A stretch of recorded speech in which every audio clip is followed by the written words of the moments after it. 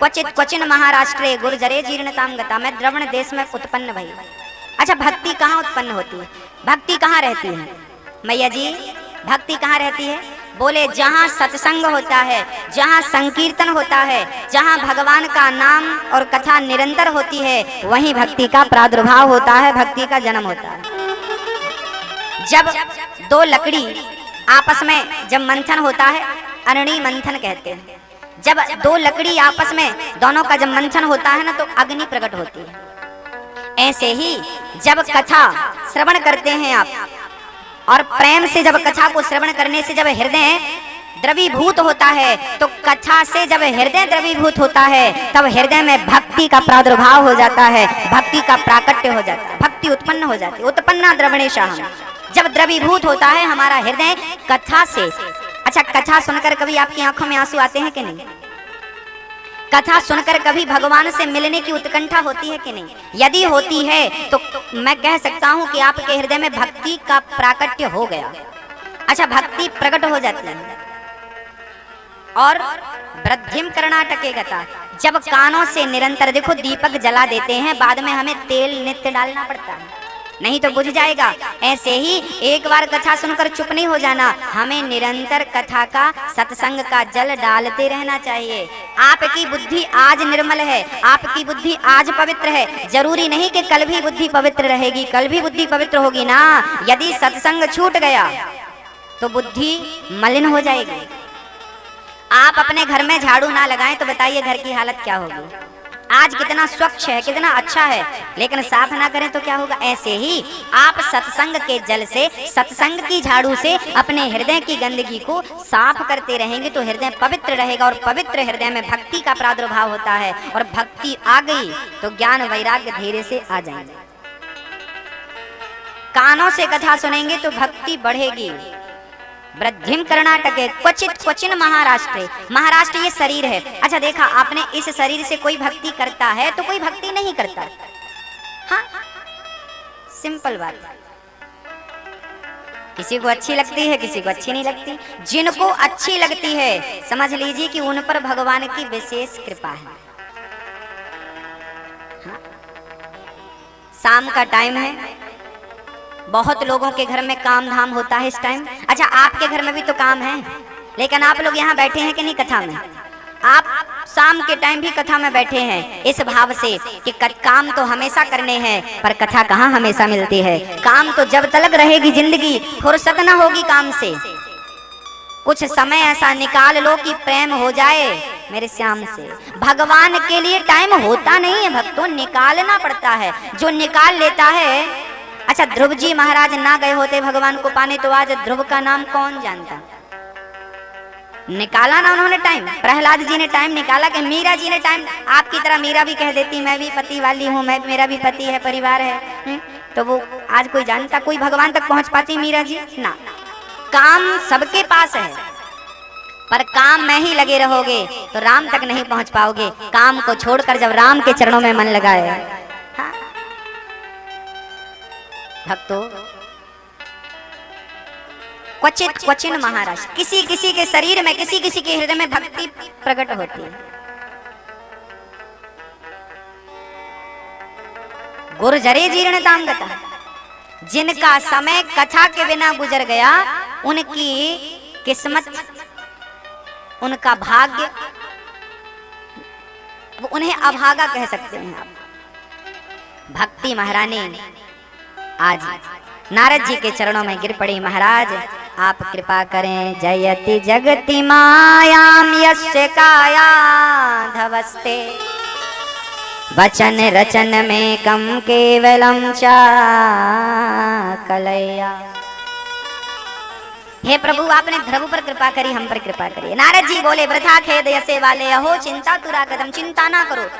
जैसे द्रौपदी की लाज भगवान ने बचाई, आपकी भी बचाएंगे, चिंता ना करो। नारद जी ने धैर्य बंधाया। भक्ति महारानी बोली, महाराज ये कलयुग इतना बुरा है तो भगवान राजा परीक्षित ने से रहने क्यों दिया? नारद जी ने कहा ना कि तुम्हारी ये दुर्दशा का कारण कलयुग है।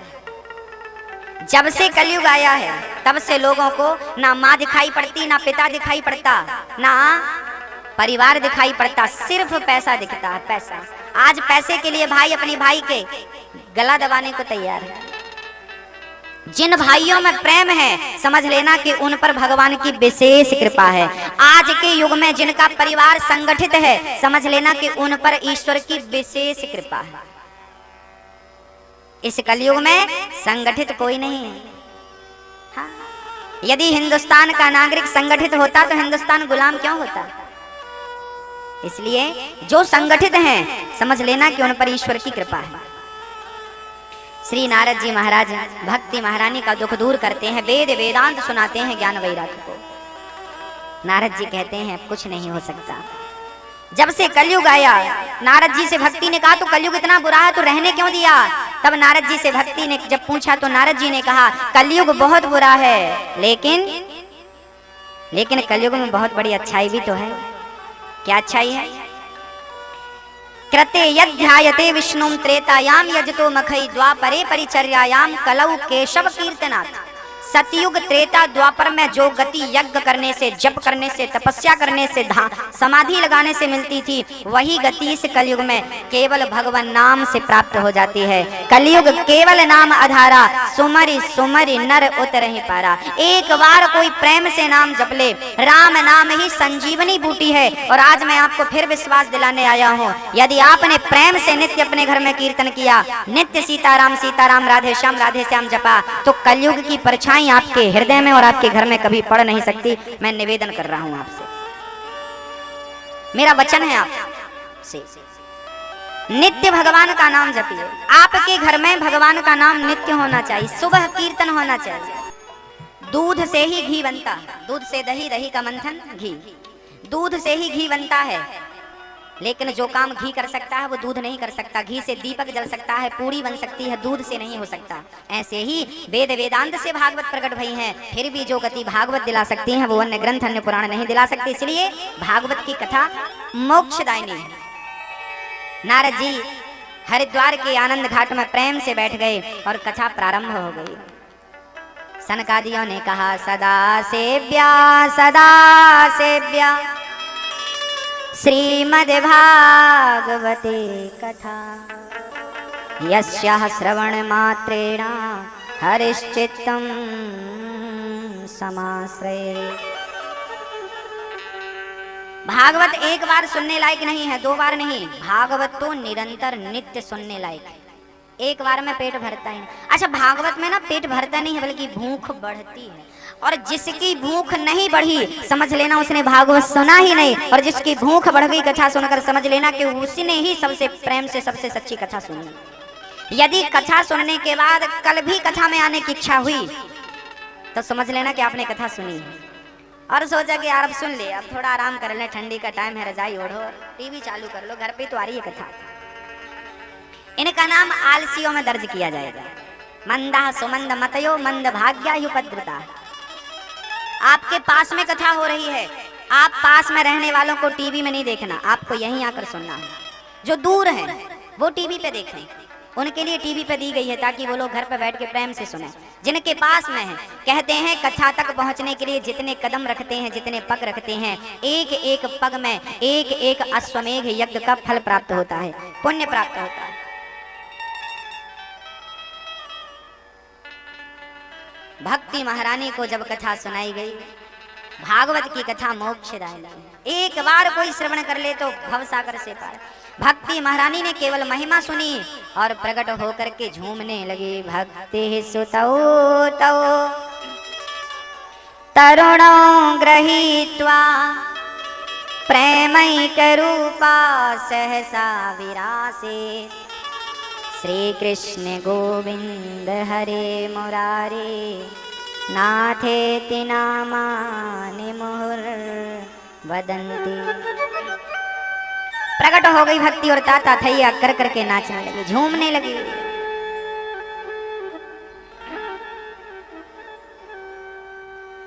प्रेम से झूमने लगी। संतों से कहा प्रभु मैं कहाँ बैठूं। अच्छा, जिसके हृदय में भक्ति का जन्म हो जाता है फिर वो भक्तों, कहते हैं शराबी शराबियों के बीच में रहना पसंद करता है, जुआड़ी जुआड़ियों के बीच में रहना पसंद करता है। ऐसे भक्त भी चाहता है कि मैं भक्तों के बीच में ही रहूं, वहीं सुख है वहीं आनंद है।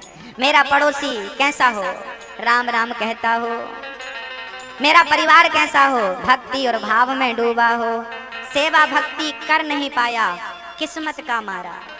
अगला जन्म, इस जन्म में एक भक्त ना, एक दादाजी आ गए और बहुत वृद्ध थे। जीवन में पहली बार उन्होंने कथा सुनी। रास्ते से गुजर रहे थे, कथा सुनाई पड़ी, अंदर आ गए, प्रेम से कथा सुनी और कथा सुन करके उनकी आंखों में आंसू आ गए। कहने लगे कि मुझे पहले क्यों नहीं मिल गई ये कथा, अब बुढ़ापा है, पता नहीं कब मर जाऊं। लेकिन वो दादाजी भागवत जी के सामने खड़े हो गए और कहने लगे कि प्रभु ये जन्म भक्ति के बिना बीत गया, अगला जन्म ऐसा देना कि बस मैं आपका भजन करता रहूं, आपके प्रेमियों के बीच में जन्म लूं। क्या कहता है वो भक्त, अगला जन्म कैसा हो। बणौ कथायाम हस्तौ चकर्मसु मनस्तव पादयोर्न।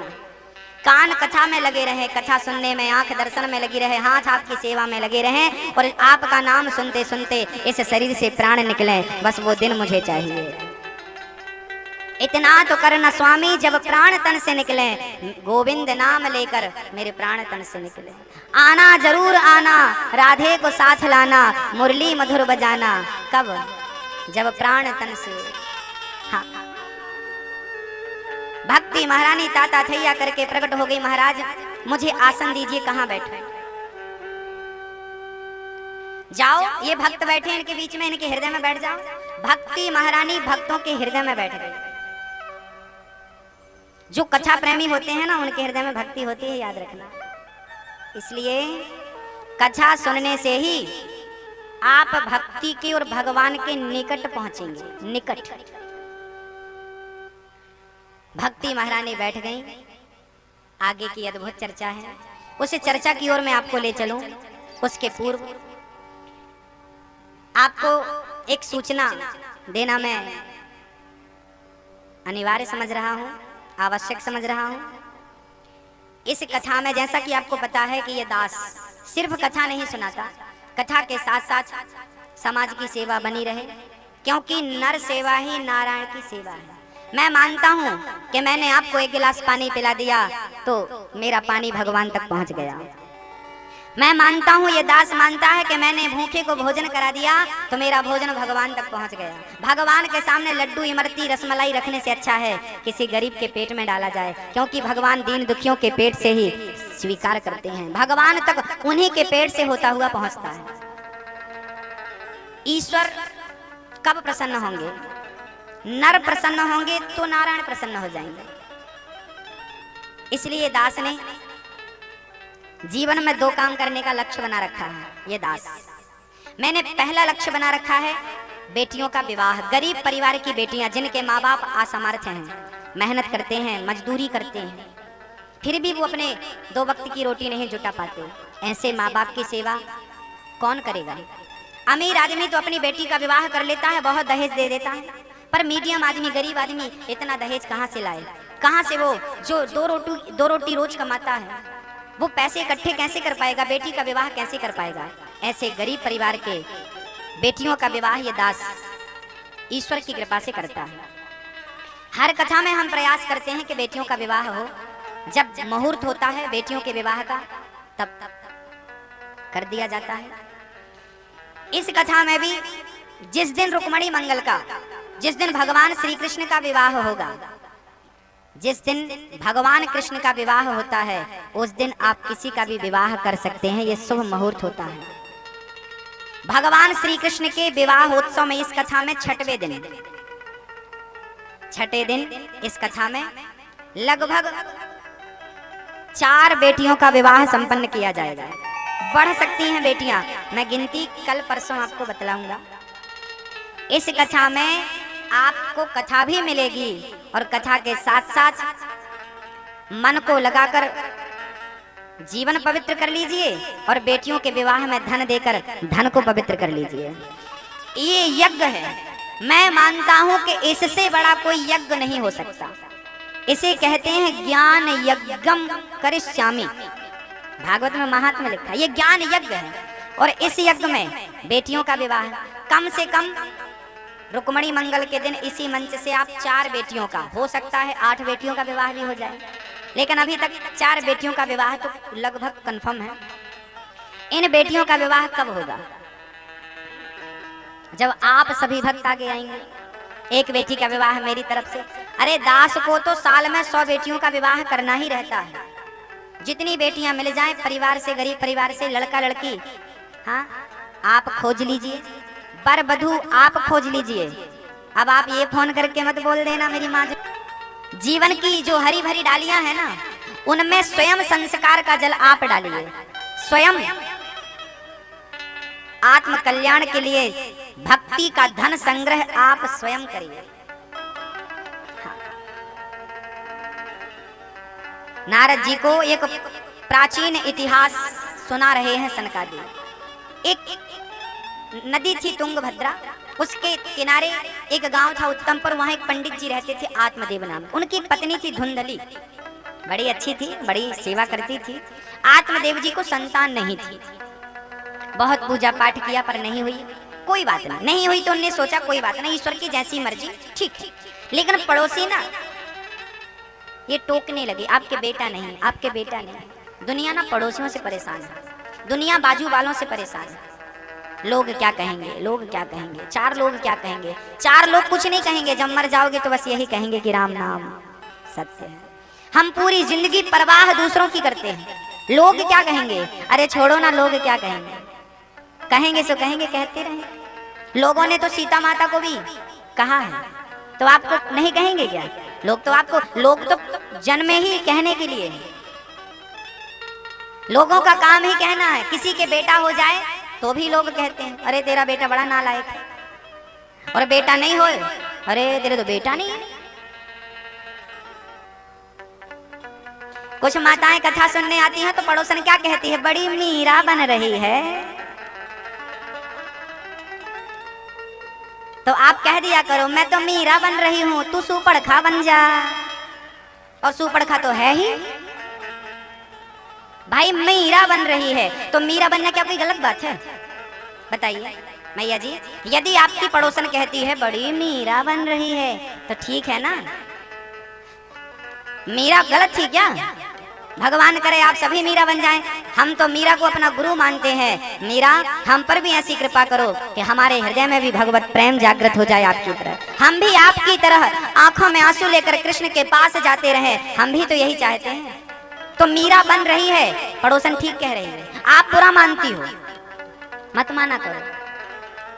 हाँ हाँ मीरा बन रही हूँ, सुपड़खा तो नहीं बन रही हूँ ना, ताड़का तो नहीं बन रही हूँ ना, ठीक है कहने दो। लोगों का काम कहना, कहने दो। जमाना और भगवान से मन यदि लग गया तो फिर परवाह नहीं होती लोग क्या कह रहे हैं। पड़ोसी ने कह दिया आत्मदेव जी को बेटा नहीं, उनको बड़ा बुरा लगा। घर से निकल गए, माथा पीटने लगे कि संत जी में लगे क्यों रो रहा, कथम रोदसी विप्रत्वम काते चिंता बलियसी वदत्वम सत्वरम मह्यम स्वस्य दुःखस्य कारणम। बोल क्या कारण? महाराज मेरा बेटा नहीं है। संत ने कहा बेटा मत चाह, बेटे से कष्ट होता है। नहीं माना आत्मदेव जी ने तो झोली से फल निकाल कर दे दिया, लो ये फल पत्नी को खिलाना, बेटा होगा। दौड़े दौड़े आत्मदेव जी फल लेकर आए, धुंधली को खिलाते हैं, पर धुंधली कहाँ खाए। बोली मैं खा लूंगी, अब जाओ। आत्मदेव जी के सामने कह दिया खा लूंगी, पर खाया नहीं। गाय को फल खिला दिया, गाय बंधी थी खूंटे से, गाय को फल खिला दिया। उसकी बहन बोली बेटे के चक्कर में मत पड़, मैं बेटा लाकर दूंगी, मैं गर्भवती हूं ना, बिना कष्ट के बिना दर्द के तुझे बेटा प्राप्त होगा। ठीक। कुछ दिनों के बाद धुंधली की बहन को पुत्र हुआ, उन्होंने पुत्र दे दिया। धुंधली ने धन राशि देकर वो पुत्र खरीद लिया, नाम रखा धुंधकारी। गाय को भी एक सुंदर पुत्र हुआ, कान गाय की तरह थे, शरीर दिव्य देवताओं की तरह था, नाम रखा गौकर्ण। बोलिए गौकर्ण जी महाराज की। गौकर्ण जी महाराज दिव्य हुए, बचपन से ही सत्संग करते, बचपन से ही संकीर्तन करते, बचपन से ही सत्पुरुषों का संग करते। और धुंधकारी बचपन से ही शराब पीने लगा, बचपन से ही शराबियों की संगत करने लगा, मतलब एक कुमार्ग की ओर, एक सन्मार्ग की ओर। धुंधकारी एक दिन जुए में सब कुछ हार चुका था, अपने पिता के पास आया, पिताजी कोई धन बचा हो तो दे दो। पिता रो पड़े, बेटा तूने पूरा धन बर्बाद कर दिया, तू ब्राह्मण पुत्र है, तुझे क्या जुआ खेलना चाहिए, बेटा मत खेल। जब पिता ने मना किया तो पुत्र को बुरा लगा और धुंधकारी ने लाठी उठाकर और पिता की पिटाई करनी शुरू कर दी। सबके सामने धुंधकारी ने अपने पिता पर हाथ उठाया। पिताजी रो पड़े, वाह विधाता, जब बेटा नहीं था तब भी तूने रुलाया और आज बेटा मिल गया तो भी रोना पड़ रहा। वाह री किस्मत, जिसकी किस्मत में रोना है वो तो रोता ही रहेगा। एक निवेदन करना चाहता हूं, यदि बेटा पाने से किसी को सुख मिलता तो लोग सुखी हो जाते। इसका अर्थ यह है कि बेटों के लिए रोने से अच्छा है भगवान के लिए रोइए, और भगवान के लिए रोकर जब आप भगवान के लिए रोएंगे तो जीवन सफल हो जाएगा। मीरा के कौन सा बेटा था, नाम बताओ? मीराबाई का कोई बेटा था? स्वामी विवेकानंद जी का कोई बेटा था? नहीं ना। इन लोगों के नाम इनके बेटों से नहीं चलते, स्वयं इन्होंने अपने नाम को अमर कर लिया है। याद रखना, भगवान को पाने के लिए, अपने नाम को अमर करने के लिए बेटा बेटी की जरूरत नहीं है, केवल भगवत भजन की जरूरत है, केवल भगवत प्राप्ति की आवश्यकता है। पालो, 10 बेटे पालो आप, करोड़ों की अरबों की संपत्ति पालो आप, क्या शांति मिलेगी? क्या मिली? जिनको है, जिनके पास ऑलरेडी करोड़ों की संपत्ति है, क्या उनके मन शांत हो गए? क्या उनकी इच्छाएं खत्म हो गई? नहीं ना भक्तों, इच्छा कभी पूरी नहीं होगी। जब तक मन भगवत भजन में नहीं लगाएंगे तब तक मानव तन सफल हो ही नहीं सकता। कितना भी आप भटक लीजिए, धन वैभव कमा लीजिए, ठीक है। धुंधकारी जब पिताजी पर अत्याचार करता है, गौकर्ण जी पहुंच गए। पिताजी क्यों रो रहे हैं आप? क्या हुआ? तब कहा, गौकर्ण जी ने अपने पिता को ज्ञान दिया। असारः खलु संसारो दुख रूपी विमोह कः, सुतः कस्य धनं कस्य स्नेहवान् ज्वलते निशम्। न चैन्द्रस्य सुखं किंचिन्न सुखं चक्रवर्तिनः, सुखमस्ति विरक्तस्य मुनेरेकांत जीवनः। एकांत में भगवत भजन करने में जो शांति है, जो आनंद है, वो कहीं नहीं है। संसार असार है, असार है खलु, दुष्टों से भरा हुआ है संसार, असार है, दुख रूपी, ये दुख का रूप है। संसार स्वरूप कैसा है? संसार का स्वरूप दुख स्वरूप है। सुतः कस्य धनम, कैसा बेटा और कैसा धन, कैसा स्नेह है, सुख कहाँ है? कहीं नहीं, केवल भगवत भजन। देहे स्थिमान सरुधरे भिमतिम त्यजत्वम जाया सुतादिषु सदा ममताम विमुंच। पिताजी, ये शरीर हड्डी मांस का एक ढांचा है, आत्मा हूं मैं, शरीर नहीं हूं। अच्छा एक बात बताइए, संसार वालों का संबंध आपकी आत्मा से है कि आपके शरीर से है?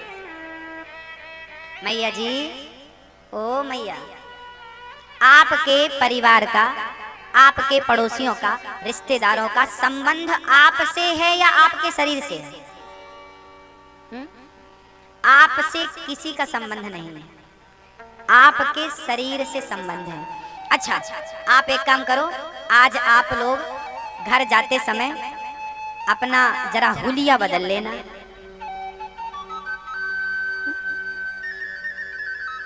जरा, यदि मैं प्लास्टिक सर्जरी कहूं, आपने यदि प्लास्टिक सर्जरी करा के दूसरे का चेहरा लगा लिया और आप अपने घर में जाइए, आपकी बेटी दरवाजा खोलेगी, कौन है आप? अरे मैं तेरी माँ हूं। पागल हो गई है बुढ़िया, तू मेरी माँ है, मेरी माँ कुछ और दिखती है, तू नहीं है, भाग यहाँ से। आप यदि चेहरा बदल कर जाएंगे तो क्या आपकी बेटी आपको पहचानेगी? क्या आपका बेटा पहचानेगा? आप लाख बार कहो, नहीं ना, आपके अपने पहचानेंगे। मतलब उनका संबंध आपके शरीर से, उनने रट लिया है, ये शकल मेरी माँ की है, ये शकल मेरी पत्नी की, ये शकल मेरे भाई की, ये शकल मेरी फलाने की। वो शकल मैच कर जाए ना तो ये मेरा। तो शकल और शरीर, हम संसार के हर प्राणी शरीर से संबंध रखते हैं और शरीर यहीं रह जाता है कि नहीं? हाँ या ना? जिस शरीर से आपका संबंध है वो शरीर तो यहीं रह जाता है। जाता कौन है? आत्मा। मैंने अपने आप को शरीर मान रखा था। मैं शरीर नहीं हूँ, मैं आत्मा हूँ। शरीर का संबंध संसार से है, आत्मा का संबंध सीधा परमात्मा से है। तो शरीर संसार के लिए है, आत्मा मन बुद्धि ईश्वर के लिए है। ईश्वर में अपना मन लगाइए, ईश्वर में अपनी आत्मा को लगाइए। यहाँ आत्मा को लगाएंगे व्यर्थ है, कोई अर्थ नहीं है। संसार शरीर को पहचानता है, संसार शरीर को तवज्जो देता है ना। यकीन ना हो मेरी बात पर, शकल बदल के देख लेना। आपके कोई अपने पहचान लें तो बता देना। लाख परिचय देने के बाद भी नहीं पहचानेंगे जब तक वो स्वरूप नहीं आए ना, हो ही नहीं सकते तुम। इसलिए कहा है नाता एक राम जी से दूजा नाता तोड़ दे, आशा एक राम जी की दूजी आशा छोड़ दे। कितना मोह, कहते हैं ईश्वर की माया प्रबल है, मम माया दुरत्या प्रबल माया। धर्मम भजस्व सततम त्यज लोक धर्मान, लोक का लौकिक धर्म त्याग और धर्म का पालन कर। ऐसा श्री सुखदेव, ऐसा श्री गोकर्ण जी कहते हैं अपने पिताजी भागवत जी के 10वें स्कंद का पाठ करके कल्याण की ओर गए। धुंधकारी ने अपनी माँ को मारा, कुएं में कूद कर माँ मर गई। धुंधकारी 5 वैश्याओं को घर में लाता है और 5 वैश्याओं के साथ रमण करता है। एक दिन धन चुरा के लाया, वैश्याओं को लगा बहुत धनवान है, क्यों ना इसका मर्डर कर दिया जाए। 5 वैश्याओं ने धुंधकारी का गला दबाया और धुंधकारी के मुख में जलते अंगार डाल दिए। धुंधकारी मर गया।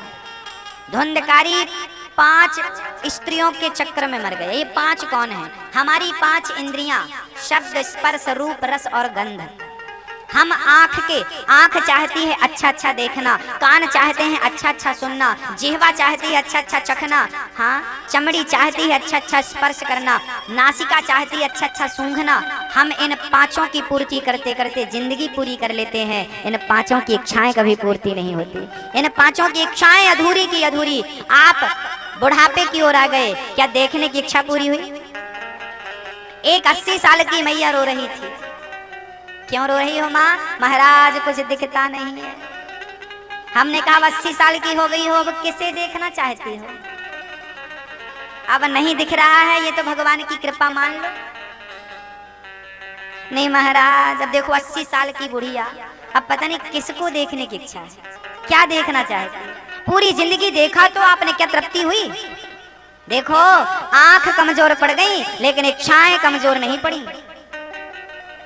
एक मैया कान में मशीन लगाए घूम रही थी। क्यों मैया जी, क्यों लगाई हो मशीन? महाराज बहू बुराई करेगी तो पता चलेगा, तो लो मशीन लगा के। और अच्छा है सुनाई। हम तो कहते हैं 50 साल के बाद भगवान को ये पावर सप्लाई बंद कर देना चाहिए, क्योंकि झगड़े तब होते हैं जब सुनाई पड़ता है। किसी को आप गाली दो, उसे सुनाई ना पड़े तो झगड़ा होगा। इसलिए भगवान की कितनी बढ़िया व्यवस्था है। हम लोग जबरदस्ती चश्मा और मशीन लिए घूमते हैं। ईश्वर की कितनी बढ़िया व्यवस्था है कि 50 के बाद आंखों में कम दिखने लगता है, 50 के बाद कम सुनने लगता है। 50 के बाद ये क्यों होता है? मानो भगवान कहना चाहते हैं अब तक बहुत देख लिया, अब मुझे देखने का टाइम आ गया है। अब तक बहुत सुन लिया, अब मेरी कथा सुनने का सही वक्त आ गया है। लेकिन लोग मशीन लगाकर, चश्मा लगाकर पता नहीं किसको देखना चाहते हैं। हाँ?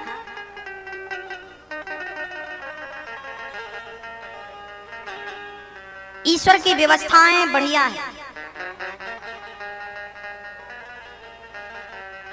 ईश्वर की हर कृत्य को कृपा मानना, ईश्वर के हर कृत्य को कृपा मानना चाहिए। जो करे वो कृपा है। धुंधकारी मारा गया 5 के चक्कर में। हम भी मारे जाते हैं 5 के चक्कर। अच्छा देखना है, अच्छा सुनना है, अच्छा सूंघना, अच्छा अच्छा अच्छा, अच्छा। जिंदगी पूरी हो गई पर मन की इच्छाएं पूरी नहीं हुई। हाँ? मन कहता है पत्नी गोरी हो। पुरुषों से पूछो जिनकी शादी होने वाली है, लड़कों से पूछो भाई कैसी दुल्हन? गोरी। इन्होंने अपने अंदर ना गोरी बिठा के रखा है। हमारी पत्नी कैसी हो? गोरी, रूपवान। एक पत्नी, एक स्त्री सांवली है जरा सांवली है, लेकिन वो बड़ों का आदर करती है, सास ससुर की सेवा करती है, पति का आदर करती है, बहुत प्रेम से घर चलाती है। एक सांवली है पर व्यवहार बहुत कुशल है, एक गोरी है लेकिन मिर्ची है। कैसी चाहिए आपको? आपको क्या, आपको कैसी चाहिए? गोरी? गोरी गोरी तो याद है, आज लोग रूप की तरफ तो भाग रहे हैं पर संस्कार कोई नहीं देखता। संस्कार छूटते गए, स्वरूप देखते गए। गुण किसे कहते हैं? शरीर को परखने वाला मोची होता है और संस्कार को परखने वाला ज्ञानी होता है। यदि शरीर देखकर शादी करी है आपने, शरीर देखकर घर बसाया है, बेवकूफ लोग हैं। शरीर की इच्छाएं कभी पूरी होती ही नहीं। जिनकी हो गई हैं उनसे पूछ लो, हो गई? बुढ़ापा आ गया, हो गई पूरी? नहीं। शरीर पूरा होने को आया, इच्छाएं अधूरी। नचाती हैं ये इच्छाएं, मत नाचिए इनके चक्कर में। एक बात बताऊं, जिन पर भगवान की कृपा नहीं होती वो अधिक नाचते हैं, और जिन पर भगवान की कृपा हो जाती है वो शांति और आनंद की ओर बढ़ जाते हैं। उन्हें पर इच्छाएं नचाती नहीं है, काम क्रोध लोभ नचाता नहीं है, फिर वो शांत होने लगते हैं आनंद की ओर। धुंधकारी मरा तो प्रेत बन गया। गोकर्ण जी ने उन्हें भागवत सुनाई और धुंधकारी ने 7 दिन की कथा सुनी तो बांस की गांठ में जाकर धुंधकारी बैठा। पहले दिन की कथा में बांस की पहली ग्रंथि खुल गई, दूसरे दिन की कथा में दूसरी ग्रंथि। सच कहूं तो कथा श्रवण करने से अज्ञान की गांठ ही खुला करती है। अज्ञान की तमाम गांठें, काम क्रोध लोभ मोह मत्सरता छल छिद्र की, ये तमाम गांठें खुल जाती हैं और प्रेम से भगवत प्राप्ति हमें हो जाती है। धुंधकारी को 7 दिन में भगवत प्राप्ति हुई। विमान पर बैठे और परमधाम को निकल लिए। गोकर्ण जी ने रोका, भाई कथा सबने सुनी है पर विमान आपके लिए बसाया। तब कहा, कथा तो सबने सुनी पर वो श्रद्धा वो भाव केवल धुंधकारी का था। गोकर्ण जी ने दूसरी बार कथा का आयोजन किया और भागवत में लिखा है, पशु पक्षी